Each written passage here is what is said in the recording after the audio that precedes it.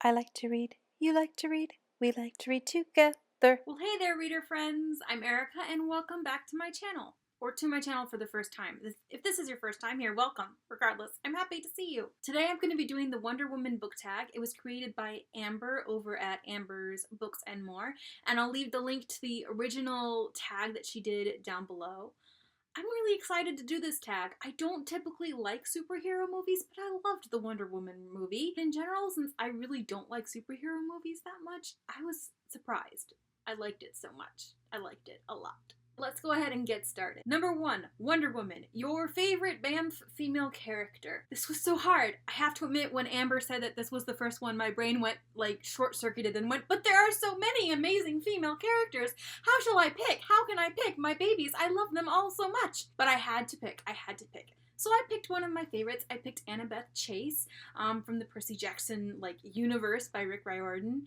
I don't own any of the books. I checked them all out from the library. That's gonna be a theme for this video. But I love Annabeth Chase so much because she's really smart, but she also has an independent streak in her. And she's just a really amazing, strong, interesting character. And I love that with this whole universe, we get to see her from childhood all the way through young adulthood and really see her grow as a person, but also how she affects the people around her and helps them to grow too. She's just a really dynamic, wonderful character, and I love her so much. Number 2 is Fantasy Island.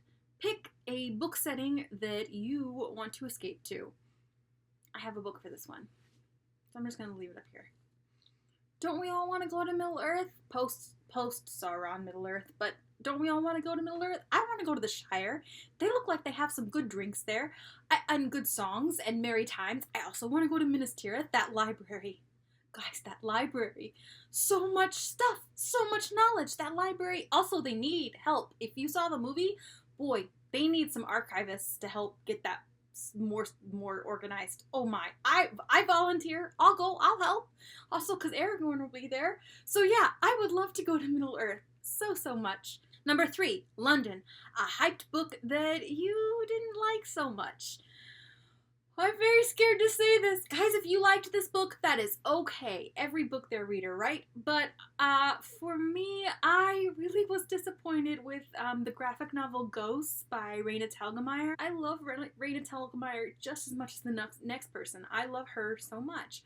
But I was so disappointed with this book. For those of you who don't know, it follows 2 sisters, and one of them has cystic fibrosis. They also are of Latino heritage, and at the beginning of the book, they move to a new location, and shenanigans ensue. Overall, the premise for the story sounded really interesting and diverse and beautiful, but it just wasn't executed the best. I felt that there was a bit too much cultural appropriation.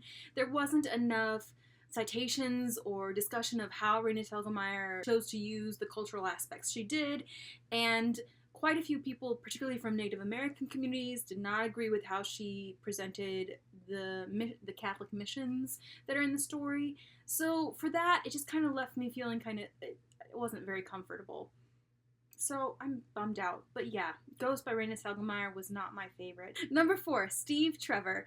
A beautiful cover and a great story. For this, I picked 6 of Crows. This duology gets so much love from everyone on BookTube. I haven't read Crooked Kingdoms yet, guys. Don't spoil it in the comments, please.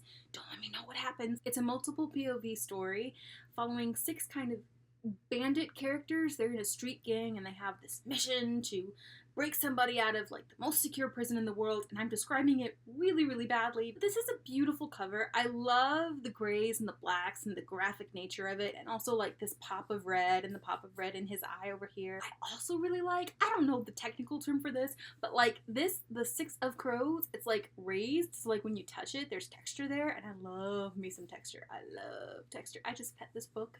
I love it so much. I give it little pets. Would it start purring? Crows don't purr. 6 of Crows, beautiful outside and in. Number 5, Lasso of Truth, a book that you hated. This is for me. If you like this series, if you like this book, good for you. It was not for me. I really detested Written in Red by Anne Bishop, which is the first book in her The Others series. I couldn't handle it. I actually didn't completely finish it. To be fair, I think part of it was that the audiobook was so annoying. The narrator did this very kind of high, whiny, sort of damsel in distress characterization for the main character, which just got on my nerves. I couldn't stand her. I couldn't stand the sound. I wanted her to stop talking, and I don't want to think that about my main character. I didn't appreciate or want to read about how when she would cut herself, she would see the future. That kind of led to some fetishing type stuff with cutting, and that just is a no-go area for me personally. So yeah, that was not my favorite. I really detested it. I kind of wish I hadn't wasted my time to listen to the audiobook. There are better books out there for me. Number 6, Wonder Woman's Shield, a book that made you very, very sad, and you needed a shield because you were so hurt with your feelings. Well, I have 2 books, really, that I can't. So sad. And I can't say any more because of spoilers.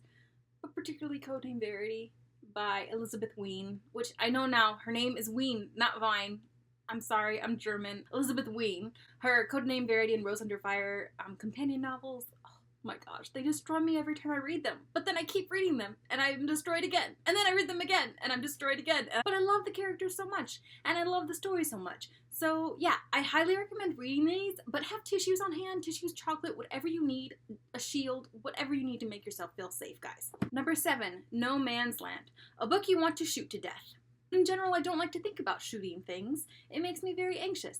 But if I had to pick a book that I would love to just kind of bury and never see again, this one, David Copperfield by Charles Dickens. First of all, it took forever. I just didn't care about him at all. I was like, oh my gosh, sanctimonious little snit. I wanted to slap him. All the paragraphs and paragraphs and paragraphs and paragraphs of description. And don't get me wrong, I love myself some, like, descriptive prose. I like description. I like evocative settings and things like that. But this is just, like, a catalog. Like, the paragraph was just a catalog of all the items in the room with no significance. I'm like, I don't care. Nope. Goodbye. Bye! Number 8. Aries, a scary villain that you can't seem to hate. Going back to the Percy Jackson universe, I really can't bring myself to hate, is it Gaia, Jaya, Gia? I've heard it pronounced all different ways. I'm gonna go with Gaia. I can't bring myself to hate her. I can't. I know she's terrible. She wants to hurt my babies, but I can't bring myself to hate her because I just can't. I find her really interesting, and I wanted, like, more of her story. Also, I haven't finished that series, the Heroes of Olympus series yet. I haven't read the last book, so please don't spoil me again. Guys, don't spoil me, please, please. I mean, if you do, I'll forgive you, but also will be very sad. Number 9, Dr. Poison, a villain that has no reason to exist. This was really hard for me. I went through my Goodreads and I found this book, No Wi-Fi on the Prairie, which is like first chapter book series by Nicholas O'Time. This wasn't the first book in the series, and I hadn't read any other books in the series, so I will say I don't know if this villain played like a different role in the earlier or later books that was more substantial, but this villain literally had so little point to the story that I can't remember his name. I have no idea. In general, I feel like it's poor practice in storytelling and writing if your villain doesn't appear on the scene until like 3/4 of the way through the book. Maybe even like 7/8 through the book. Like, he didn't appear until literally the last couple of chapters. The pacing of the story completely changed after he came into the story, and I was really frustrated. So yeah, he didn't need to be there. He didn't need to be there. There was enough of a story without him, Nicholas O'Time. Also, I don't think that's your real name. Number 10, The Amazons. A book that needs more LGBTQIAP+ representation. There are lots of books that need this, but I'm gonna have to go with one of my favorite series of all time. You all know what I'm gonna say, Harry Potter. Now, I will give J.K. Rowling credit, like Dumbledore, yes, and in her like later stuff, if you want to count Cursed Child as canon, which I don't, you could say that there's like more diversity, sexual diversity in that book, but in the main series, there's really none to be had. There is something to be said for not inserting something just to check your box, but I also feel like this series is so meaningful to so many people, and it's so heteronormative, and I find that so frustrating. I would at least hope that whatever J.K. Rowling does within the universe in her books to come, that she continues to make more of a concerted effort in being more diverse, not just in terms of sexuality, but also race and all the other things too. Because it's just not there, and it would add so much to the story. It would also help a lot of people more easily see themselves in the story and open up the book to maybe people that weren't going to read it originally. I just wish there was more diversity overall. Number 11, Justice League. What superhero friends are you going to like have on your team? I don't know, guys. Like I said, I don't watch a lot of superhero movies and read a lot of superhero comics, so like I'm not even exactly sure what the Justice League is. Isn't there a movie coming out? Is Wonder Woman going to be in it? If she's in it, I'll watch it. I'll figure it out. Let me know.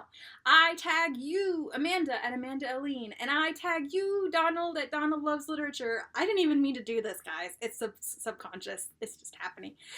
And then I tag Ava over in Ava's Reads. I'll leave links to all their channels down below. Hopefully they will have time and be willing to do this tag. I'd love to see what they think. If you have anything you'd like to say, any comments, leave them in the comments down below. I'd love to hear from you. And thanks for watching. See you next time.